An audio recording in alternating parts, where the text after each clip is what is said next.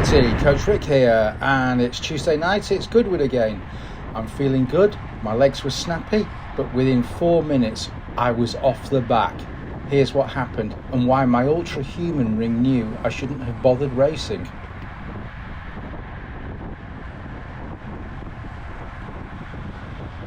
Normally if I get dropped I can just usually accelerate and get straight back on, but something wasn't right on Tuesday.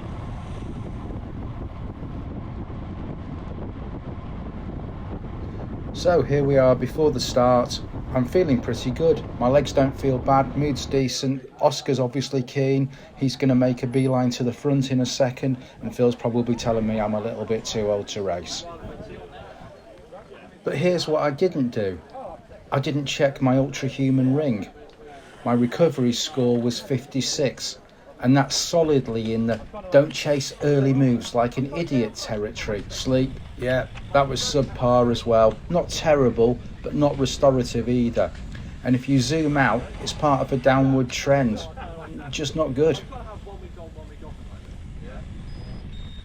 HRV, that dipped too, down to 49. Not catastrophic, but lower than my 7-day average. It's a clear sign my nervous system wasn't at full charge. Stress rhythm score, also tanking. That basically means my body clock was out of sync, poor circadian alignment, and that affects performance more than most riders realise. Skin temperature was up slightly too. Not enough to scream you're ill, but just enough to suggest stress and under recovery, and maybe a tiny bit of inflammation. And then here's my DFRC chart from WKO5. So every marker from my Ultrahuman Ring was blinking red, but I ignored them, and within 60 seconds of going hard, my anaerobic capacity was completely depleted. Ugh. I've had the Ultrahuman Ring for a few weeks now, and I've mostly just been logging baseline data, not really paying close attention day to day.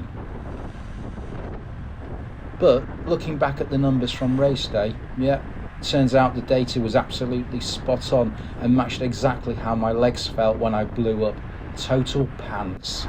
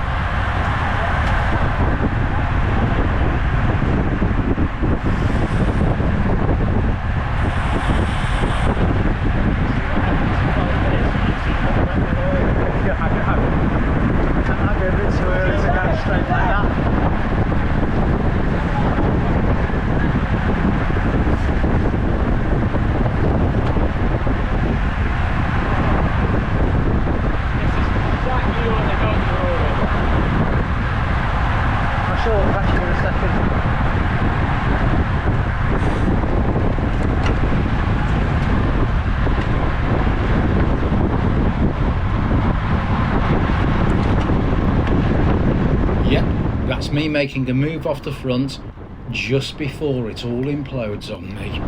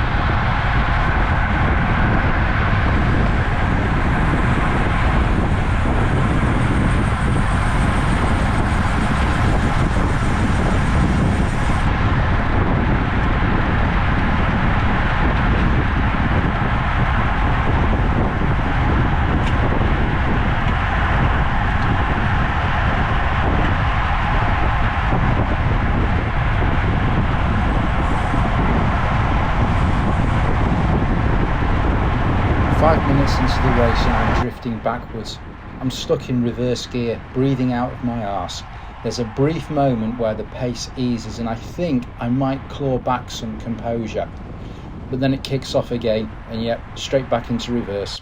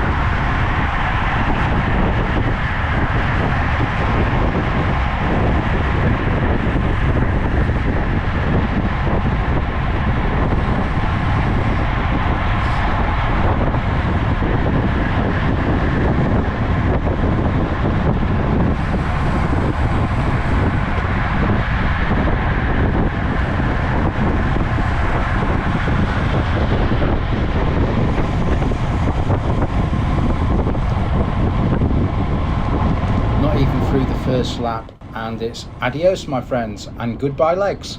Lap 2 rolls around, they're gone. I've got no chance of getting back on.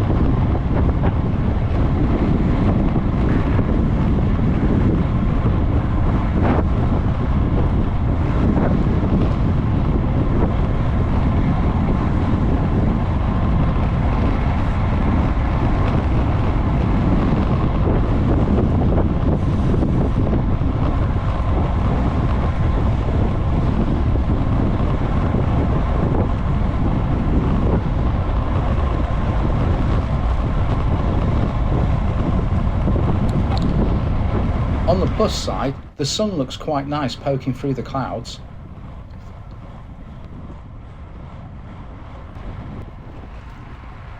So I sit up and soft pedal. I may as well wait to get caught and try to use it as some kind of training session.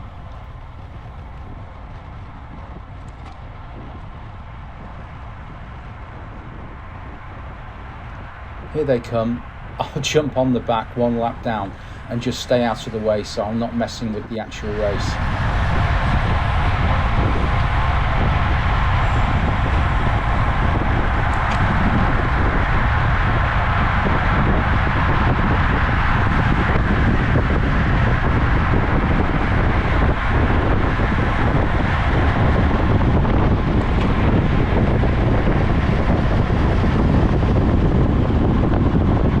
Getting back on is a struggle tonight. My legs feel shredded. There's no snap, no power. I'm definitely off.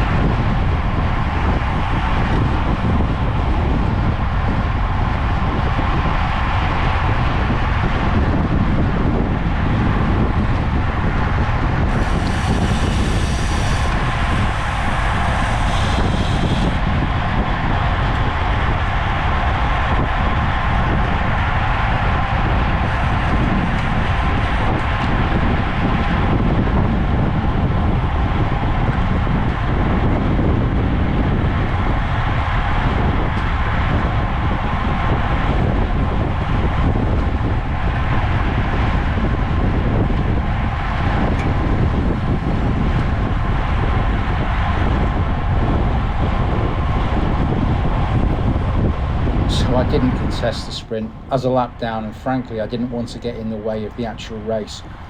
There was a bit of chaos as the sprint kicked off. I avoided it by sitting up early. But honestly, this wasn't about the sprint. This race was a lesson in ignoring the obvious. The data was clear: poor sleep, low HRV, circadian stress, elevated skin temp, and a low recovery score. I'd logged it all, but I hadn't looked. And that's something I coach riders through all the time, knowing when to push and when to listen. And sometimes it's not about feeling good, it's about knowing if your system is actually ready to perform and how you might change how you race based on these numbers. Anyway, lesson learned. I'll be checking that recovery score before the next number gets pinned on. If you've ever raced on legs that didn't turn up, you'll know exactly how this felt. Let me know.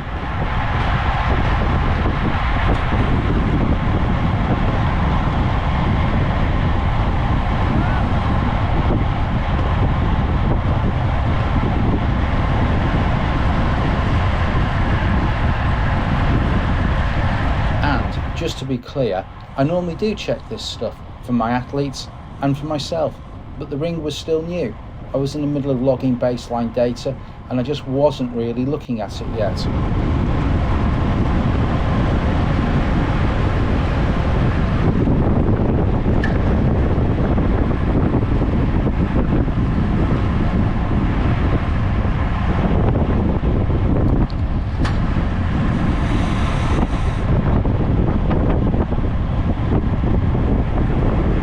If you're trying to train smarter and stop wasting race days like this, drop me a message. This is what I do. Thanks for watching.